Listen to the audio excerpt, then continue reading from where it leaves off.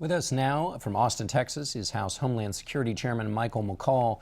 Mr. Chairman, I want to start with the ISIS threats to both New York and Washington. The threats have been made, but the FBI and Homeland Security say there's no credible evidence. Do you agree with that assessment?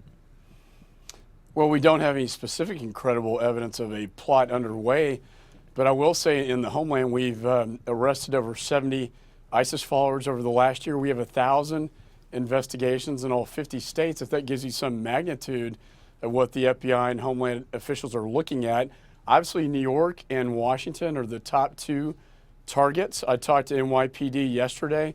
They have this active shooter program. They put 3,000 cops through that. They are ramping up security in both seen and unseen ways, in a very visible way also to provide deterrence on the streets as we go into the Thanksgiving holiday.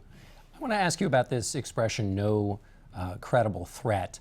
How confident should Americans be when they hear that? I mean, in Paris, presumably last Thursday, there was no credible evidence or they would have acted on it. So what does that really mean in today's terror environment?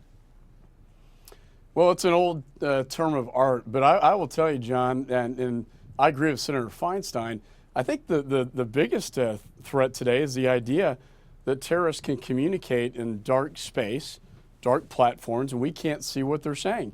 So people ask me, well, how did the Paris attacks, a very complex, sophisticated, coordinated attack involving 8 attackers and a wide conspiracy of others, how did that go under the radar? The only rationale explanation I have is that they were using these dark platforms in dark space to communicate that even if we have a court order, we can't see. And if you can't see what they're saying, it's very difficult to stop it. So while, you know, Homeland Security officials can say there's no specific and credible threat, I think you need to factor in that analysis that there may be plots underway and communications underway that we just, quite frankly, can't see. And I think that's one of the biggest challenges that we face right now.